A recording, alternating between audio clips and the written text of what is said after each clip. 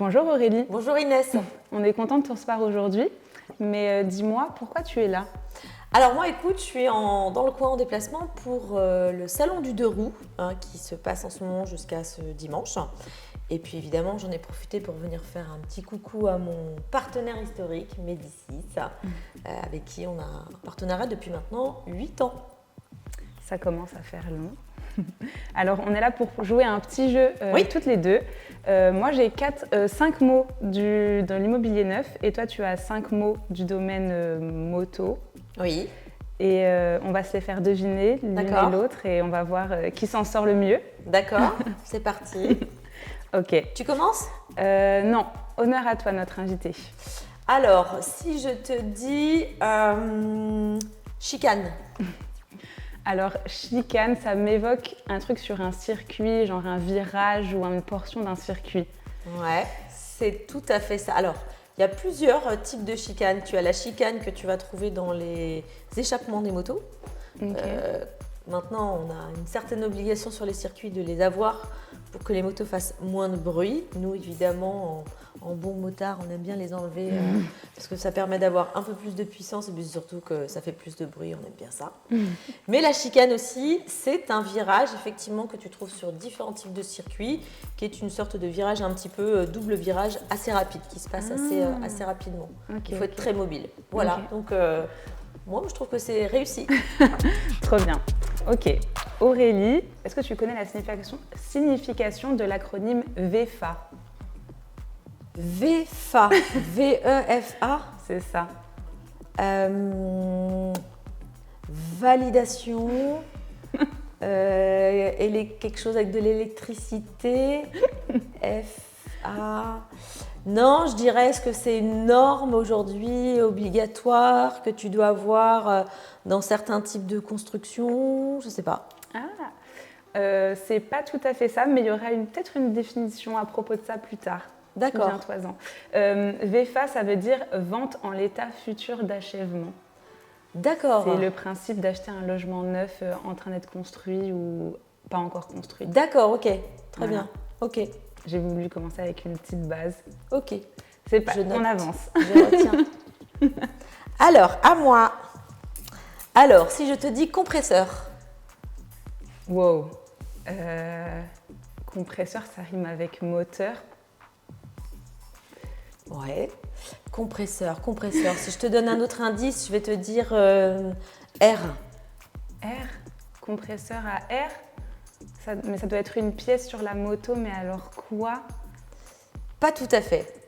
En fait, un compresseur, c'est ce qu'on utilise pour pouvoir faire la pression, enfin, en général, remettre de l'air dans les pneus, tout simplement, de la moto. Ah oui, ok. Voilà, C'est tellement simple. Ben ouais, mais des fois, m'avais servi. On cherche compliqué, mais tu mais vois, clairement. voilà. Ok, bon, merci. Ensuite, est-ce que tu aurais la signification de l'acronyme TMA? On a beaucoup d'acronymes là. Oh, dis donc, TMA. Attends, tu sais quoi? Je te donne la signification et tu me dis ce que ça veut dire, ce que ça fait. Travaux modificatifs acquéreurs. Alors, est-ce que c'est quand tu achètes quelque chose de neuf et sur un plan qui est déjà plus ou moins présenté et que par exemple derrière, moi je vais dire ah ouais mais en fait moi j'aimerais finalement qu'on enlève cette cloison-là ou qu'à cet endroit-là on rajoute des prises en plus. Oui, c'est ça. Bon voilà. C'est ça. C'est des travaux demandés par le client pour personnaliser son D'accord. logement. Ok. Trop bien. Ok, un partout. À moi. Alors si je te dis sabot, c'est pas évident on quand on parle connaît pas. d'équitation là, je comprends. Ouais. J'allais te dire, on n'est pas dans le monde du cheval, mais c'est pas forcément évident. Si, je me suis déjà prise un sabot parce que je stationnais au mauvais endroit. Ça doit être un truc pour bloquer la roue, immobiliser une roue sur le sol, genre. Non, c'est vrai, mais là, en l'occurrence, c'est pas ça. Alors, le sabot, c'est pas facile, il faut connaître, et j'ai envie de te dire, même quand on est motard, on connaît pas forcément toujours. Okay. C'est vraiment dans le monde de la compétition, c'est une partie du carénage, le carénage de la moto. Qui est surtout qui est une partie qui est dessous et qui est obligatoire dans les compétitions sportives de vitesse et d'endurance parce que C'est un endroit qui permet de récupérer entre guillemets les fluides s'il y a des problèmes au niveau de la moto de fuite. Ok. Ou aussi plein de petits graviers quand on fait un tour dans les bacs à gravier, Ok. comme ça peut m'arriver de temps en temps. Ok. Et après, ça se vide du coup Voilà, le sabot il va se démonter, ça dépend du type de carénage de la marque de la moto, il va se démonter et puis on vide ce qu'il y a dedans, on Ok. récupère ce qu'il y a dedans. Par exemple quand il pleut aussi, aujourd'hui maintenant il nous oblige avant on pouvait avoir un trou pour faire évacuer l'eau, maintenant il faut fermer le sabot. Ok. Donc souvent tu te retrouves avec pas mal de trucs dedans qu'il faut vider. Ok. Donc ça c'est le sabot, c'est un sabot de Ok. Merci. moto. Très bien. À moi. Encore un acronyme, je suis désolée. RE 2020. RE 2020. Réglementation énergétique 2020.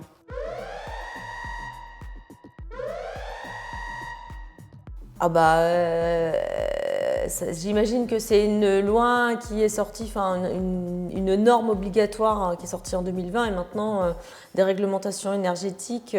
Ah, est-ce que c'est pas le fait que maintenant on est obligé de mettre justement du A jusqu'au D ou E, que ce soit au niveau du gaz, l'électricité, pour pouvoir avoir un baromètre et savoir où se situe ton logement, si t'es bien, t'es A, si t'es très mauvais, enfin mauvais élève, s'il y a des choses à refaire, t'es E.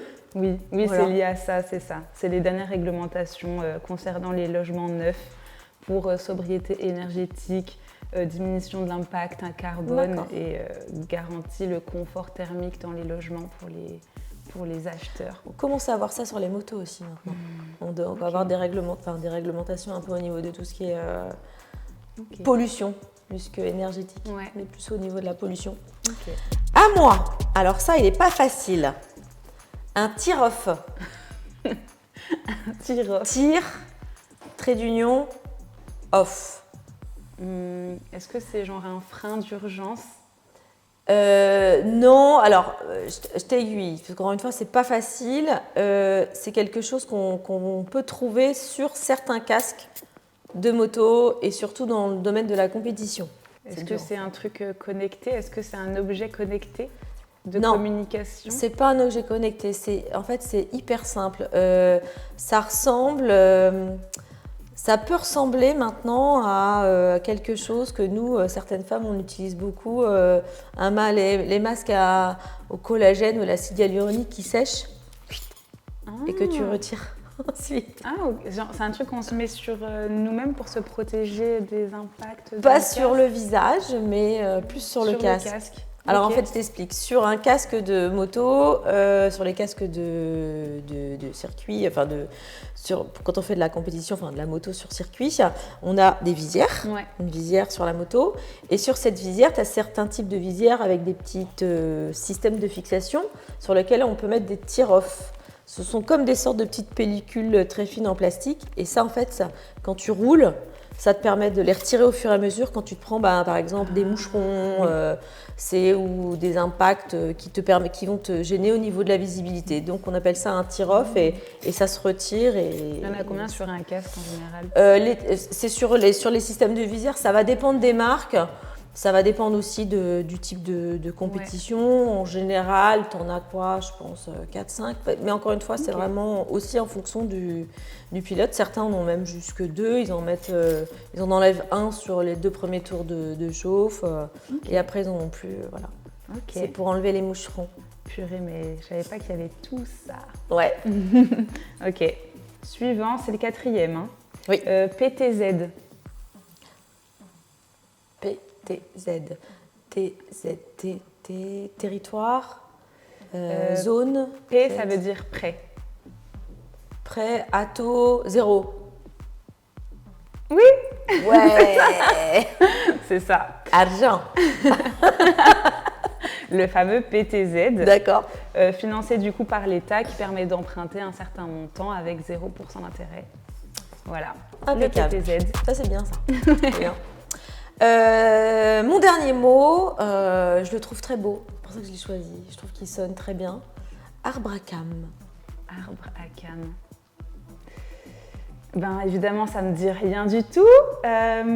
C'est un terme qu'on retrouve aussi dans le milieu mécanique. Ça te permet de t'aiguiller de façon générale.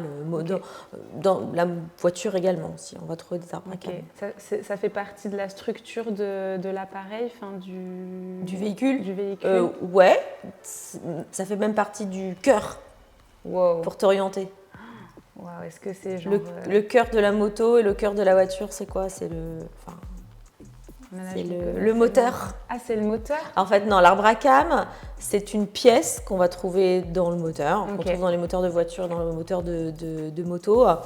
Et c'est ce qui permet, c'est une des pièces vraiment très importantes, c'est pas la seule évidemment, mais de permettre de faire bon fonctionnement. Alors pour être plus précise, parce que je ne suis pas mégano, ça régule l'ouverture et la fermeture des soupapes et d'échappement au moment du cycle de combustion. Dernier mot, plan de masse. Ah je sens l'illumination. Ça me parle un plan de masse. C'est pas un document justement que tu es censé avoir au moment de tout ce qui est construction et qu'on peut te demander aussi au moment d'un acte de vente, vraiment plus sur la partie territoire, je ne sais pas si c'est le bon terme, mais un plan de masse qui permet de visualiser, j'en sais rien, le bien au moment de la construction et après et pendant. C'est ça. Tel que je l'ai écrit, ça présente l'emplacement d'un projet de construction dans son voisinage, dans son ensemble, sa hauteur, son orientation, les raccords des réseaux, gaz, électricité, etc. Donc c'est le plan du logement. C'est le Google View mais avec plus de trucs. C'est ça, avec pas mal de détails, pas mal de légendes. Ok. Franchement, oui, je te l'accorde ce point. Merci. Oui.